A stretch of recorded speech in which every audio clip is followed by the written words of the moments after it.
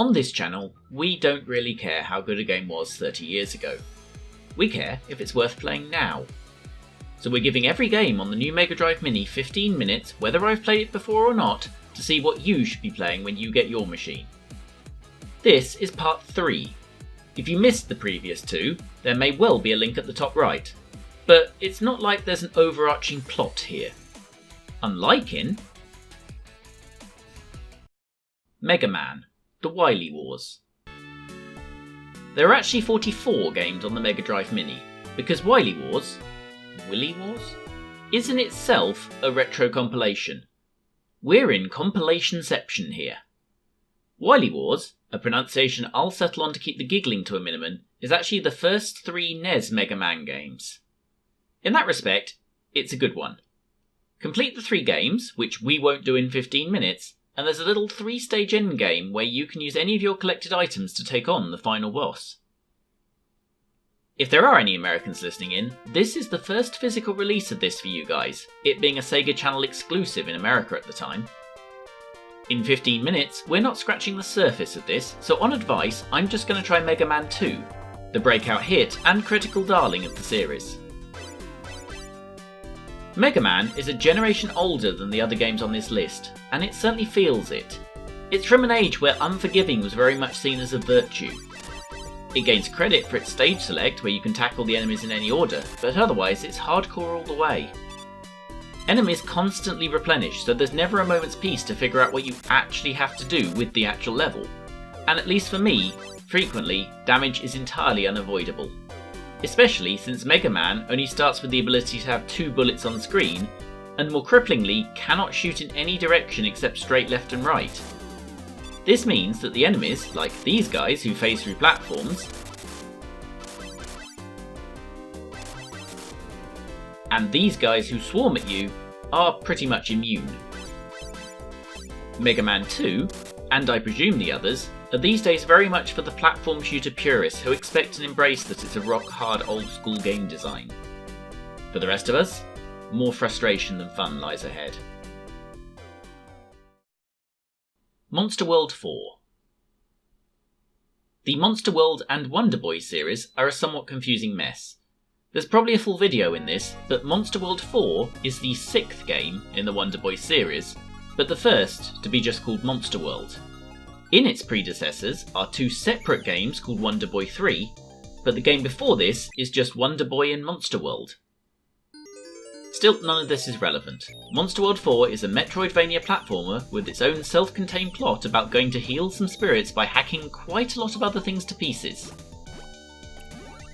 And this attract demo is rather nice. I'm really liking that double jump mechanic.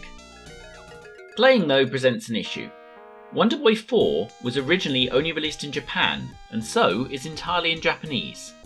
The version on the Mega Drive Mini will presumably be in English, as the game has been translated in other versions, but so far, the actual Mega Drive releases have been this. So maybe that I got utterly lost in 10 minutes is solved by text. I can't actually tell. I will find out when I get the machine though. The 10 minutes I played were a rather lovely, quite clever chilled out hack and slash with some lovely music and artwork. I suspect there's a lot hiding in this game, and I'm going to have to go back and find out.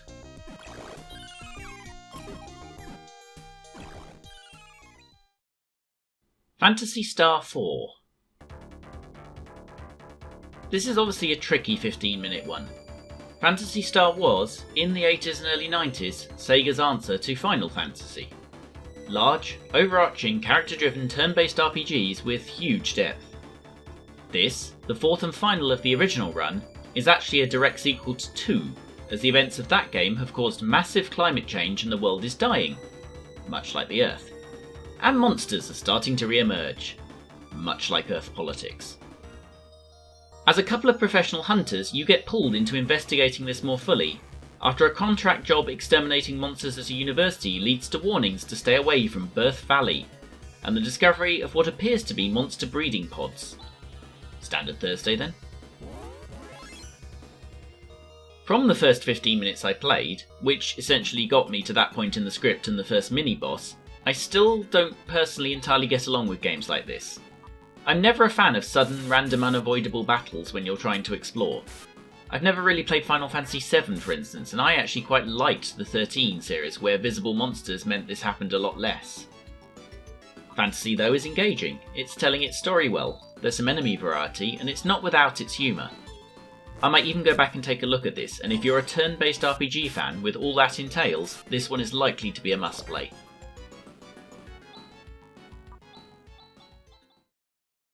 Road Rash 2. A surprising inclusion this, the Mega Drive has several first-party racing games in Outrun, Super Hang-On, Super Monaco Grand Prix, or even Virtua Racing. None of those are on the system, although Outrun 2019 appears on the Korea and China version. Electronic Arts, meanwhile, were responsible for the Mega Drive releases of Desert Strike, Zool, Populous, and Shaq Fu. But the only racing game, and the only EA game on the system, is Road Rash 2. It's a hugely welcome one though. Road Rash 2 was always my favourite of all the Road Rashes, and would you believe there were ultimately 6 of them? And something I've very much been looking forward to getting back into. So let's get back into it. Road Rash 2 is a bike-based point-to-point racing game. Do races, earn money, buy better bike, repeat. It adds police to the mix as well as fighting, both with fists and with weapons you can steal off other riders. And there's much you shouldn't like about Road Rash 2. It's got physics only in the very loosest sense of the word. It's barely a step up from an LCD game almost. You can absolutely use the grass as well as you can the road apart from when there's obstacles. It's unfair. I lost my first race when mid-air another rider hip-checked me into a car we were passing while the police were behind. And those police do, of course, only ever follow you. And as you progress, all it does is make the other riders a little quicker and the courses a little longer. And yet, Road Rash 2 is ace. It's just super fun, whether you're leaping over a giant hill or attempting to insert a baseball bat into another rider. You probably won't go much beyond the first levels because the races get really long, but you'll enjoy level 1 over and over, especially if you start upgrading the bike. Incidentally, up A and C and then keep those held down when you press start at the title screen. You're welcome. And hey, if we're only getting one EA game on the Mega Drive Mini, better this than Normie's Beach Babe-A-Rama. Yeah, that's a real game.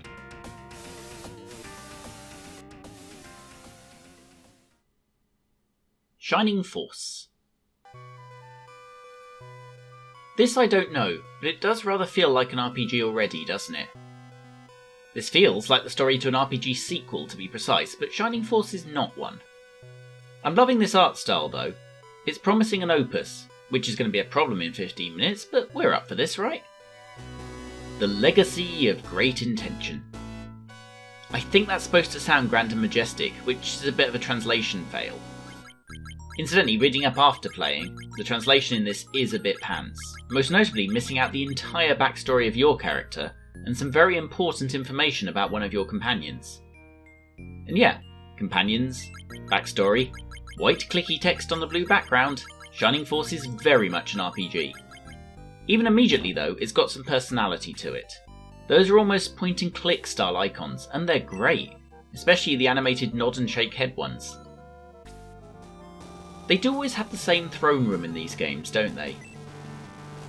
So, the king tells us to gather our companions and what appear to be our mates turn up. We're basically the famous five at this point. That would work. This game clearly has a sense of humour.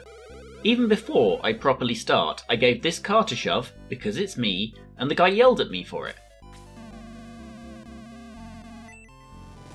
And I pushed this guy, like all the dudes in Light Crusader, and he pushed back. I love it already. I just had time to have a go at the first battle, and it's all a bit XCOM. That's a new way of doing turn-based that I didn't know anyone tried on the Mega Drive. You move, stay, use cover, and attack. I was doing pretty well in that first battle too, which ended only when I tried my magic, which turned out to be a spell that transported me back to the start point. But I'll journey back.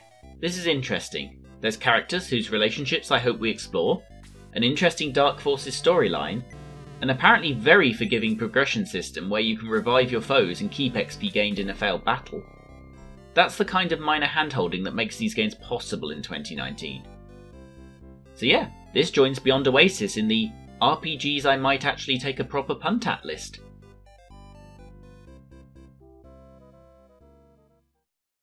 Shinobi III. Interesting choice of Shinobi game this. I think it'd be fair to say the famous one is Revenge of Shinobi, and indeed that's the one the non-English territories are getting. Shinobi 3 though is known for being easier and quicker than Revenge, and maybe they thought that'd suit Western taste better. It certainly suits me as a well-known gaming failure.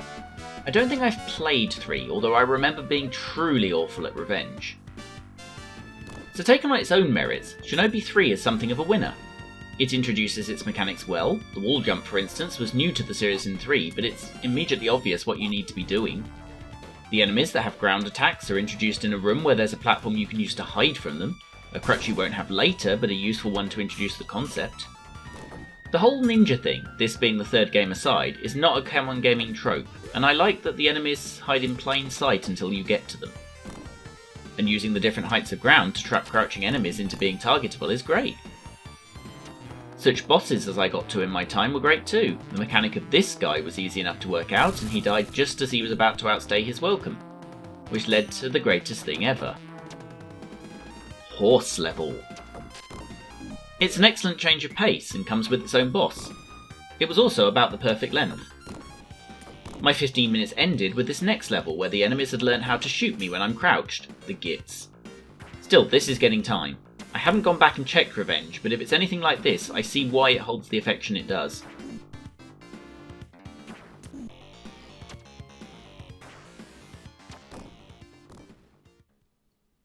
Sonic the Hedgehog.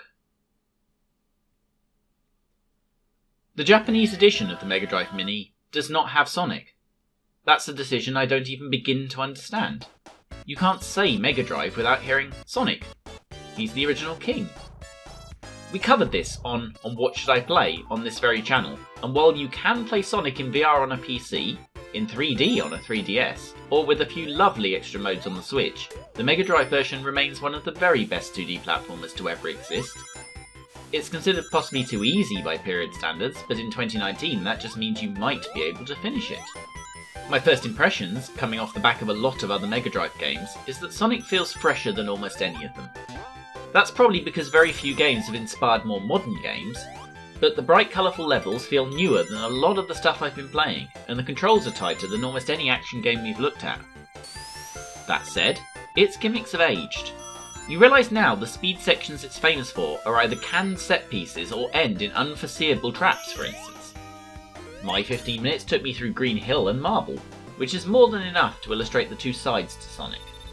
Green Hill is the Sonic everyone thinks they know, but Marble is a slow trudge through some technical sections where at no point will you be running, and most of the time you'll be stood on blocks traversing through lava. The third act, ostensibly just a boss zone, feels the longest of the lot. Sonic's slow zones certainly outstay their welcome. That said, it's iconic, and even missing some of the later game's tricks, it's a classic. Just not quite the classic you probably remember. Let's be honest though, I didn't need to cover this one, did I? Of course you're going to play Sonic, and you absolutely should.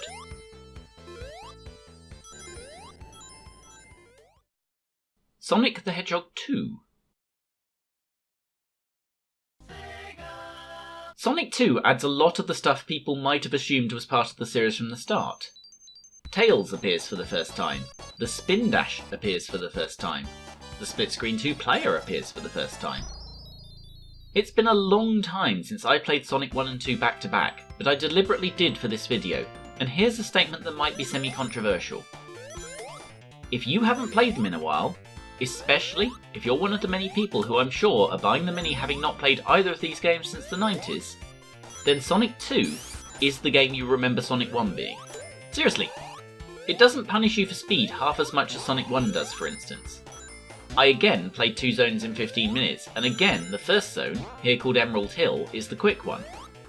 But while it's still a bit set piece in when it lets you go really fast, it doesn't put half as many obstacles in the way of you truly doing so. The second zone, Chemical Plant, is a level with water in, and as such it can already, as they say, do one. Especially this section. But while it's the slow level of the pair, it's still got bits where you can be Sonic, and it isn't half as hateful as the slow bits in Marble could be.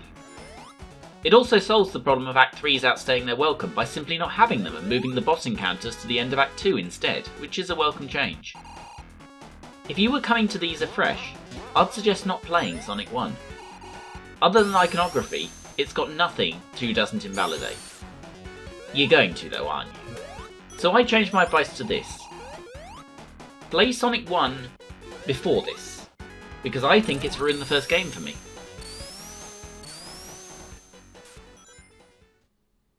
Sonic Spinball. This is the one game on this machine we've covered in a Yesterzine, and I largely retain my opinion from back in episode 3. Sonic Spinball was written in something of a panic by later Comic Zone authors Sega Technical Institute when it became clear Sonic 3 would not be ready in time for the Christmas season in 1993. Told they couldn't make a straight platformer, STI took the perhaps not obvious route of making Sonic the Ball in a pinball game. Sonic Spinball is expansive, the huge levels have much to do, and even the bits below the levels come with opportunities for peril and redemption, and the whole thing connects together beautifully with many opportunities to explore, which is a weird thing to say about a pinball game. It's not without faults. It's very easy to get stuck repeating the same action again and again because the one thing you need to hit is only accessible by a pixel-perfect shot with flippers. But you do have the ability to aftertouch to help bend yourself into the right place. It's still excellent. The main problem it had back then is it's only a 4-level game being sold for full price. But let's not kid ourselves we're spending the kind of time on any of these games that this is going to be the main problem. I had a very entertaining 15 minutes not completing the first third of the first table. You'll play it, you might even finish it, and now you're paying £2 instead of £50, you'll look back on the experience fondly. An absolute winner.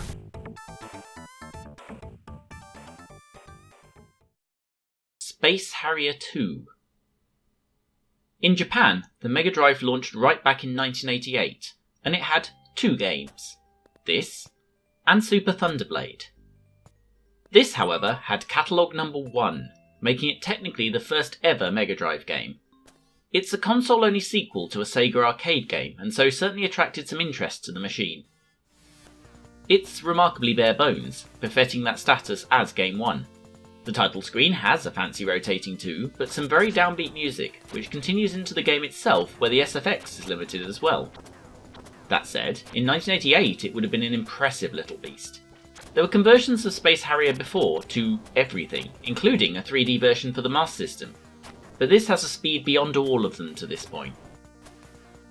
I confess though, I was never a fan of Space Harrier, and while I couldn't tell you for sure if I'd ever played this particular one, it doesn't change my mind in any way. It's very difficult to judge your positioning to what's coming at you, and the scenery being solid doesn't help either.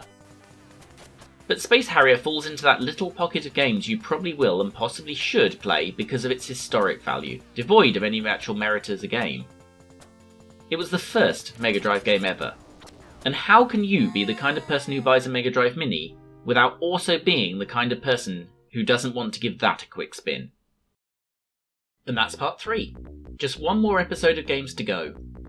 This is the hardest episode to call a winner to date. I still bloody love Road Rash 2 for instance.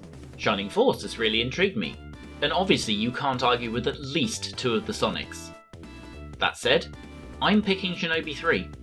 It's not a series I remember well, and I see now I really missed out. Come back for the 4th and final part. If you're watching from the back of your auto-driving hover car, then it's already out, and a link will appear in 3, 1, -1. There we go. Evening all.